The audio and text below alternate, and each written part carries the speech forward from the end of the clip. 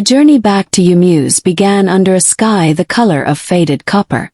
Harmattan dust hung in the air, softening the outlines of the hills, turning the road into a ribbon of pale red. The bus I boarded at the city park was one of those long-suffering machines that creaked with every turn of the wheels, the faded yellow paint peeling in patches. The driver's radio crackled with an old Chief Stephen Osita Osadebe highlife song. The melody, warm and familiar, pulled me back to my childhood. My seat was by the window, and every time the bus hit a bump, I gripped my small leather bag a little tighter. Inside was nothing expensive, just a few wrappers, my toiletries, and a brown envelope from my uncle, containing the little gifts and money I had brought from the city. I had not been to Umuse in 7 years. The last time was when I was still in secondary school, restless and full of dreams that felt too big for the village. Back then, I couldn't wait to leave for the city. Now I was coming back, older, more tired, and unsure of whether the city had really given me what I was looking for. This trip was special.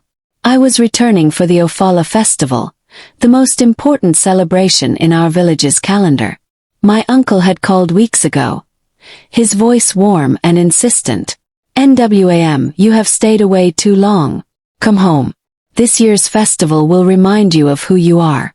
You will see the masquerades, taste the food, hear the drums. You will dance with us." As the bus wound deeper into the countryside, the air grew cleaner. I saw children running along the roadside, chasing old tires with sticks. Women in bright wrappers balanced trays of oranges, bananas, and boiled groundnuts on their heads, walking with the grace of water. Men sat under mango and udala trees, their laughter booming as they played drafts on wooden boards. When we passed the sign that read, "Welcome to Umuse, land of the great masquerade," my chest tightened. The bus rolled to a stop in the village square, and the first thing I noticed was the sound. Drums. Somewhere in the distance, Ojin bells clanged, their sharp tones weaving through the heavier beats of the ekwe. The square was already alive. Women fanned glowing charcoal fires, turning skewers of suya meat. The air was thick with the smell of goat pepper soup, rich, spicy, and fragrant with scent leaves. Traders shouted prices for roasted corn and akara balls. Then I saw him, Uncle Odogwu. He strode toward me, his frame broad and solid, his Iziagu shirt embroidered with golden lion heads. His smile could have lit up the entire square. "NWAM, my daughter. Look at you." I laughed, dropping my bag to hug him. "Uncle, you haven't changed." He pulled back to study my face. You have grown into a fine woman. But don't think I won't still beat you if you misbehave." Chuckled. "City people don't get beaten anymore." He snorted. "In Umuse, everyone gets beaten if they need it." He took my bag effortlessly and led me away from the crowd. As we passed, people greeted me warmly. "No. Welcome. Ah, our daughter is back. We will see you at the festival tonight." The road to his compound was lined with orange trees heavy with fruit. His house, a large mud brick structure painted a faded yellow, stood at the edge of the village. A mango tree cast shade over the yard, and chickens pecked lazily at the ground.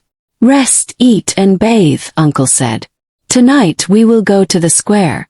You will see what you have missed." By the time night fell, the village had transformed. Lanterns swung from branches, their light pooling in golden circles. The air was electric. The Egwu Umuse dancers entered the square first. Their bare torsos were painted with white chalk designs, their wrappers tied tightly around their waists. Strings of beads rattled at their ankles as they stamped and spun to the rhythm of the drums. Then came the masquerades. Towering figures in raffia skirts, their carved masks painted in bright reds, blacks and whites. Some masks were fierce, with teeth bared. Others were serene, their expressions calm. They moved with a strange grace, every step deliberate, every gesture heavy with meaning. The elders said the masquerades were not just men in costumes, they were the embodiment of our ancestors, walking among us for the night. I found myself swept into the music. The ojin clanged, the ekwe thudded, and my feet moved as though they had been waiting for this rhythm all along. My laughter spilled into the night, mingling with the ululations of the women around me. But in the middle of my joy, I noticed something. Near the edge of the square, a group of young men whispered urgently. They glanced around as if making sure no one was listening. One by one, they slipped away into the darkness beyond the lanterns. A woman selling roasted plantains suddenly packed up her goods and hurried off without a word. It was probably nothing, but unease fluttered in my chest. The air had grown thicker, like the night itself was watching. The moon climbed higher, pale and swollen, casting silver patches on the village square. Drummers, their arms glistening with sweat, struck the skins of their instruments with a force that made the earth tremble beneath my feet. I joined the dancers in the middle of the arena, my wrapper clinging to my skin, the beads at my waist rattling with each movement. The circle of onlookers shouted encouragement, their voices weaving into the music. In that moment I forgot my unease. The fear from earlier dissolved into the rhythm, into the ancient pulse of our people. But then, something changed. A single drummer broke the pattern. The others followed, slowing their beats until it felt like the heart of the village was beating in slow motion. The dancers' movements faltered. The crowd murmured. And then I saw her. A woman dressed entirely in white stepped into the circle. Her face was hidden behind a carved wooden mask painted with streaks of black and red. Around her neck hung cowrie shells that clicked softly as she moved. She didn't dance like us, she glided, her feet barely touching the ground.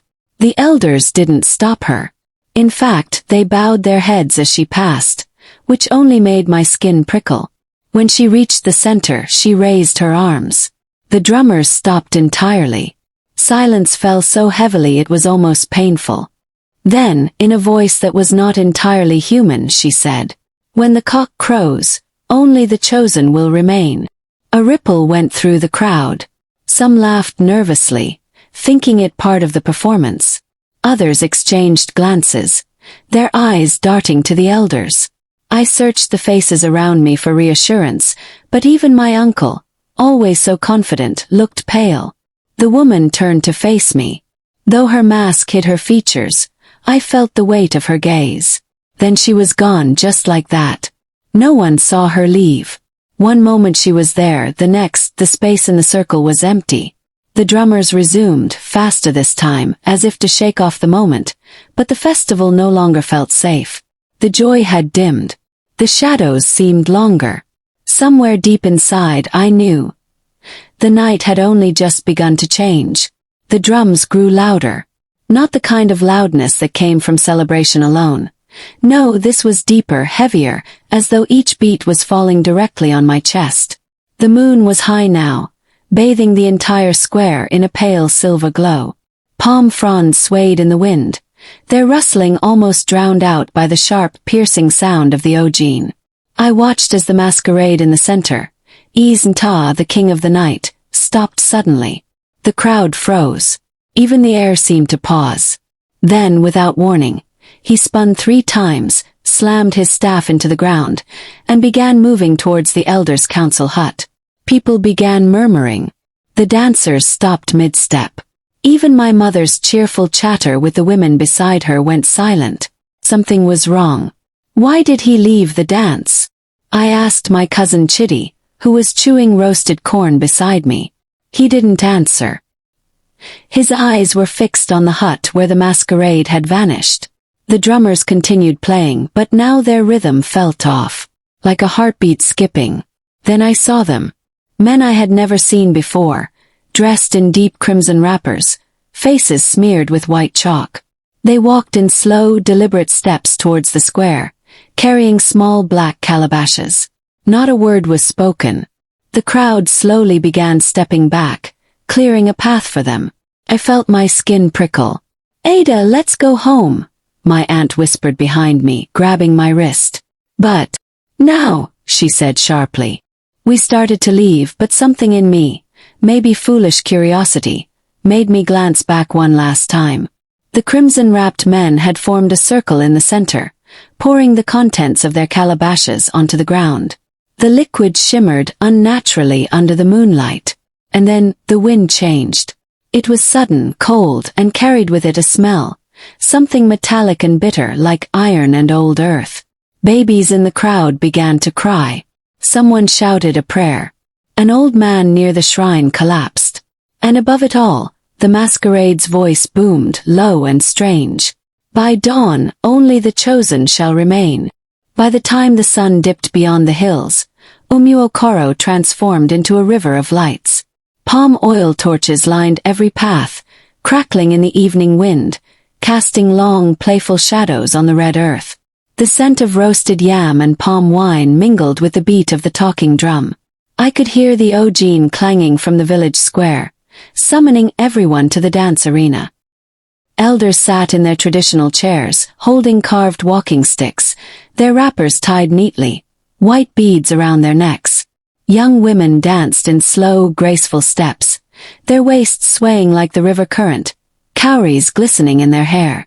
Children ran around with roasted corn, laughter ringing in the air. But amidst the joy, I noticed something odd. At the far edge of the square, there was a group of masked dancers I didn't recognize. Their masks were painted black with streaks of red, and unlike the other masquerades, these ones danced in silence. No drums, no flutes, no songs.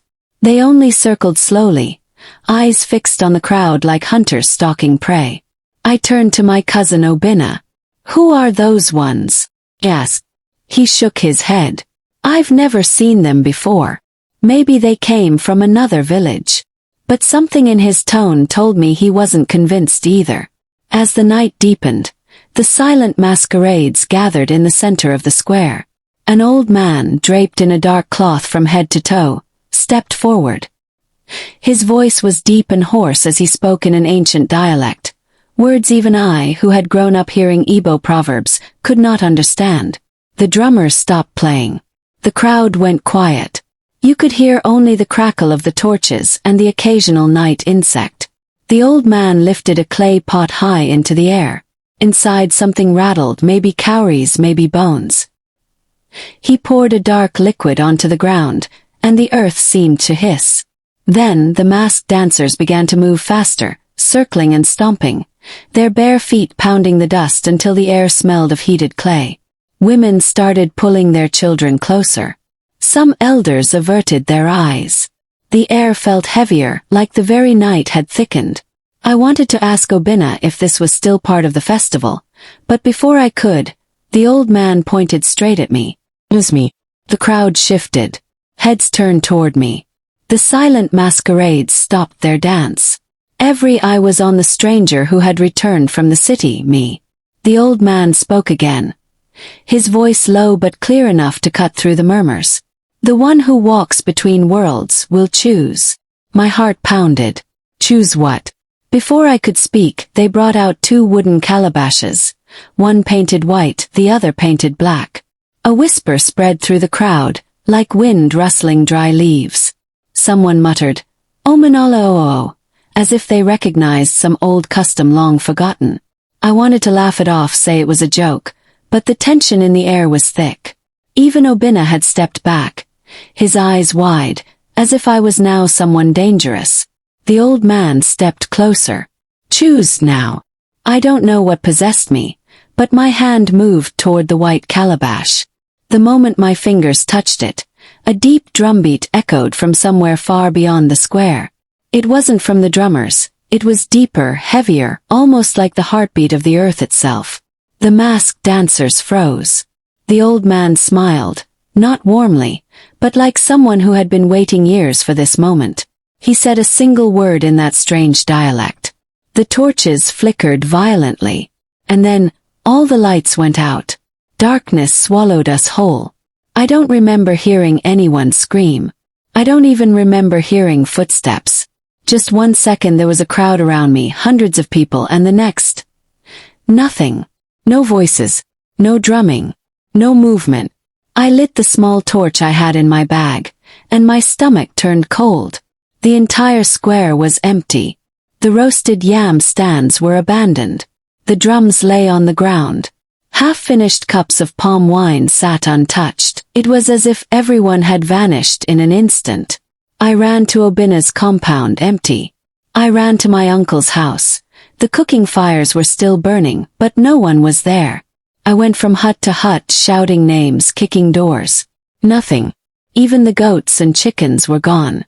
The night was unnaturally quiet, and in the distance I could hear that deep drum again, slow, steady, coming from the forest. Something told me that was where everyone had gone. My legs felt like lead, but I followed the sound. The moonlight barely pierced through the thick canopy, and every rustle made me jump.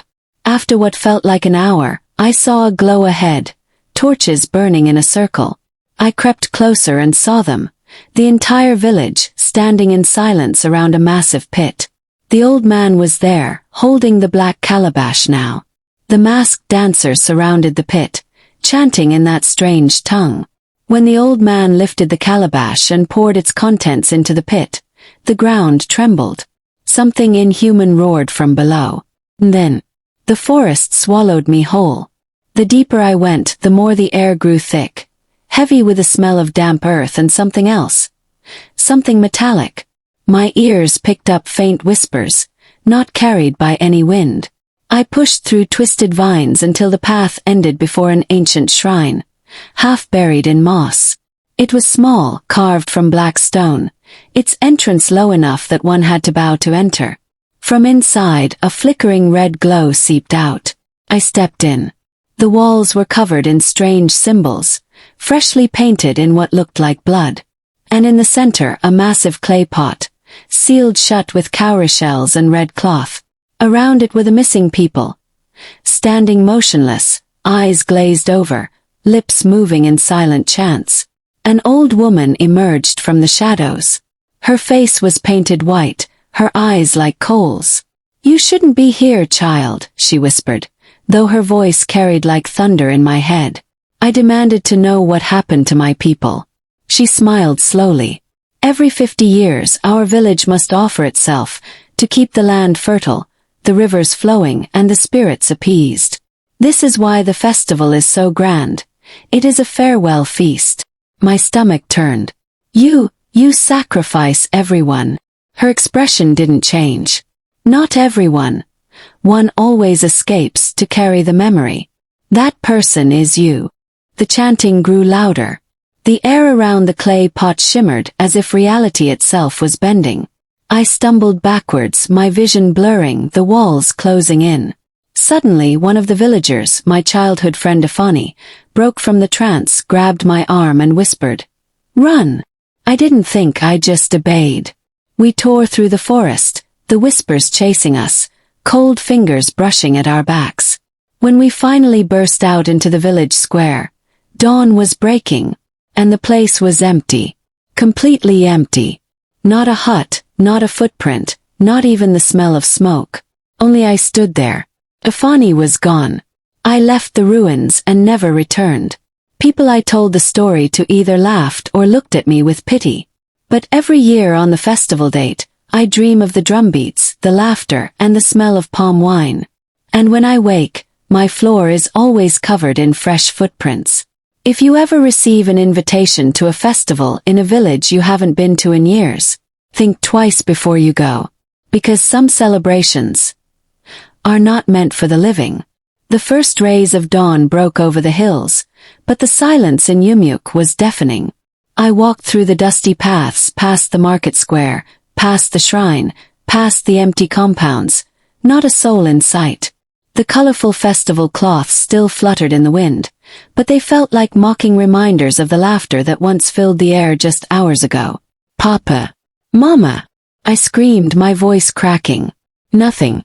Not even a bird stirred.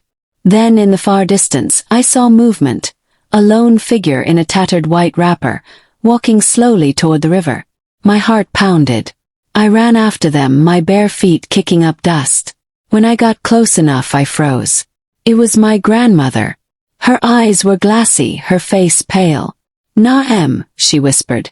"They are gone because the land demanded it." "What land? What demand?" I shouted, tears streaming down my face. She looked past me, as if seeing something I could not. This is not the first time, and it will not be the last. Every 70 years, the festival is the offering. And you were spared for a reason. Before I could say another word, she stepped into the river, and disappeared beneath the water without a ripple. I stood there, numb, as the wind carried the faint echo of drums from somewhere deep underground. I was the only one left in Umyuk. If you've been to a village festival, you know how the music, the food, and the laughter stay with you long after it ends. But for me, the only thing that stayed was silence. People say I should forget it, that it was a dream, that maybe I imagined everything. But I know the truth. Every color, every sound, every face from that night is burned into my mind. And I know that one day when the drums call again, I might have to go back. Until then, I carry the weight of a whole village in my heart. End.